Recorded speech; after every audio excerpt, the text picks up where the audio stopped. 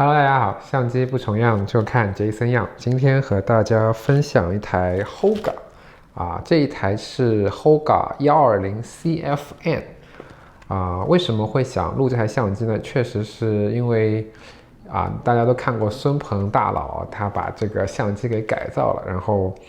我也看到网上有很多，特别是 Lomography 那个网站上有很多人分享说这台相机是可以给你带来很多创造性的、很多不确定性的，就是完全是另外一种怎么说呢？可能是更艺术化的一个工具吧，而不简单是个相机。所以呢，我对这台相机非常感兴趣，而且这相机价格特别便宜，我是二手买的，然后价格是含运费大概就$25，所以大家都可以试一试。但是当我真正使用这台相机之后呢，我觉得这台相机真的是懂相机的人设计的一个相机。为什么这么说呢？我们一一道来吧。首先是说一下这个镜头，这个镜头它是一美域，也就是说它只有一个凸透镜。然后大家如果知道这个光学这个怎么成像的规律的话，就是凸透镜的话，它就可以把光线然后把它改变光路，然后正好是投射在一个平面上所以呢，其实照理来说，一枚镜片就能产生不错的效果确实我从我样片上来看确实一美域得出的效果是非常不错的，就远超我的想象，而且它还是一个塑料板如果你买的这个前面有个击打头的话，那就是玻璃板。但玻璃板和塑料板有什么区别呢？我觉得主要还是在透光率上可能会有一些区别吧。就是其实很多时候你看这个相机镜头的发展历史最早大家可能只有一美域，然后后面大家为了矫正它的畸变，然后做出了个对称结构，然后慢慢演化成为一个怎么说 planar， 然后再演化成一个什么我也不知道，很多不同结构吧。就是它通过加不同的凸透镜、凹透镜，然后目的呢其实就是改善整个光路的变化，然后让它的成像更均匀然后通过改变它的镀膜，然后让它的透光率更高减少眩光什么的各种。其实人类在光学的进步其实非常有限其实所以呢，怎么说，就用一个非常简单的镜片，其实就能得到一个非常不错的效果我觉得，所以这就是为什么我觉得这个设计这个相机的人是很聪明的，他就是只用最简单最好的成本，然后得到一个非常不错的效果。然后呢，它这个镜头也是一个孤焦机孤焦其实还是蛮容易的它只有一个什么小人，还有一个什么3个人，还有一群人，还有一个山就是一个非常简单的一个告诉你大概距离吧，然后你是通过这样一个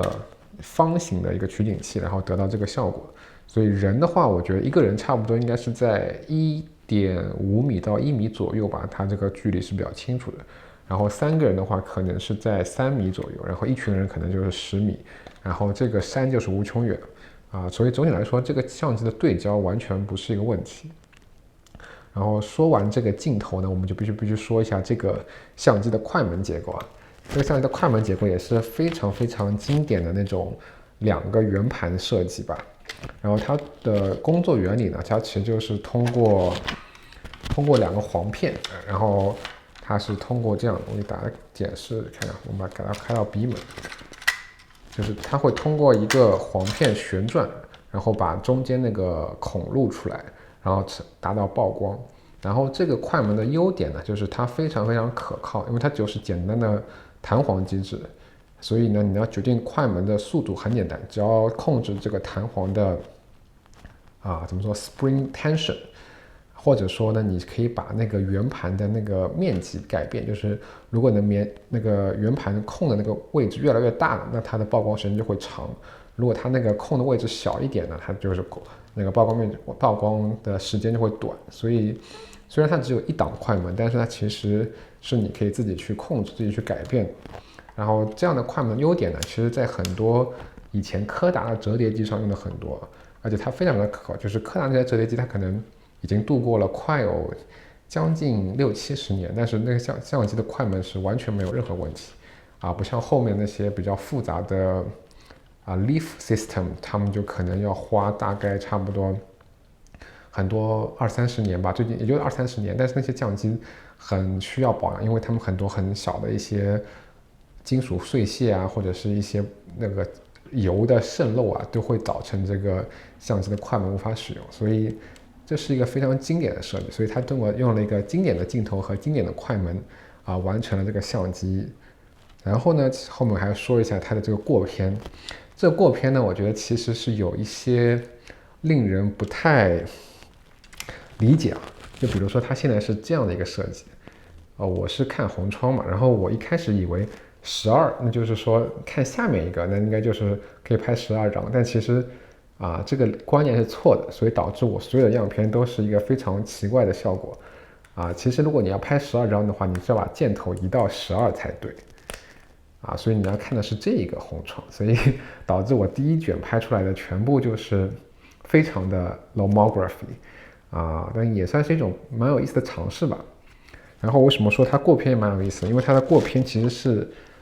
有很多的可能性。就是一般来说，你做这种红窗的话，它就是很简单的，就是你就转就可以了。但是呢，它这个相机的设计，它又多了一点，就是我们听就是它在这里加了一个非常小的塑料弹簧，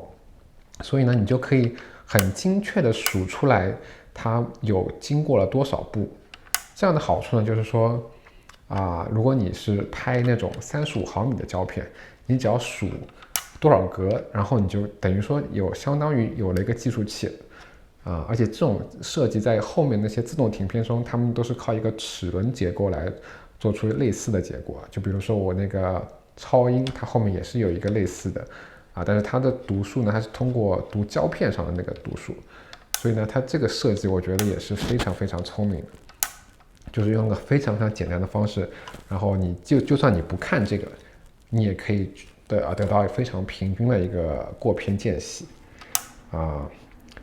之后呢，这个版本和其他版本有什么区别这个版本的话，这个版本的区别呢，就是它是带闪光灯，就是它这里有个闪光灯。然后我这个版本它是有4个不同颜色的，就比如说这是蓝色然后还有黄色，还有红色和普通的白色有闪光灯有什么好处呢？就是闪光灯一般来说，你用闪光灯拍的照片是会比一般你用自然光拍的照片是锐很多很多的所以它通过用闪光灯，其实给了你更多的可能性。就比如说，你可以做出一些非常不一样的效果就比如说你做丛爆，然后你可以通过不同颜色的滤纸片，然后得到很不一样的效果。然后我就自己拍了一张，然后有一点感觉像鬼片，但是呢非常非常好玩。就是你有了闪光灯，你就有了无限的可能性因为拍照嘛，最主要就是要有光。然后这个 Hoga 的香港名字就叫有光反正就是只要有了光，你就可以做任何你想做的事情而且这相机我觉得它这里还有个那个拨杆就是如果你要开闪光灯的时候，你要把这里拨到这里然后它相机自带了一些，比如说645的那个方框然后还自带了一些那个电工胶布我试了一下，电工胶布质量非常差，就是它会有很多残留的那种胶水在这里，所以最好你还是不要用它自己的那个电工胶布吧。然后总体来说，这台相机我觉得非常非常有意思就是真的是一个懂相机的人设计的一个相机，而且它的成像也是非常非常出乎我的意料吧我感觉它是可以用这相机去拍出很多很多很棒的作品，而且可以让你更多的去享受拍摄的思考，就是你可能不再是在于那种参数就不是在于放大去看细节那种比较浅显的那种拍摄，你更多的是会想拍什么内容用什么角度，然后可以做出有一些和别人不一样的东西。我觉得这就是为什么艺术家和平时那种摄影师的区别吧，就是他们是有自己想法，然后知道自己要做什么，然后通过自己的想法，然后通过一些不同的那些道具或者是工具然后创造出一些别人没有看见过的东西反正我觉得这一台绝对是有很多可能性的一个相机吧。我现在只拍了1卷，但是我个人是非常非常喜欢因为可能我的品味跟别人也不太一样，我的品味都是喜欢那种很小众的相机，那这台相机我真的是看到了，怎么说一个摄影的满满诚意吧，就是反正我觉得我应该还会再去多尝试拍，因为我拍的是正片嘛，然后我会去拍负片，然后去拍黑白，我觉得最好的应该还是用黑白去拍，因为我觉得黑白的表现力非常非常适合带相机，因为带相机它也是没有镀膜嘛，所以拍彩色颜色可能确实是稍微差了那么一点，因为它的锐度是 OK，但是颜色我个人感觉不是那么喜欢吧，但是你也在后期也可以调整。反正总之我觉得在相机如果很便宜，大家正好又碰到了那些比如说拍摄的一些瓶颈，或者说你是不知道想拍什么，不知道想用什么相机的时候，不妨去试一试这台相机，可能会给你一个不一样的世界吧。好，我们下次再见吧，拜拜。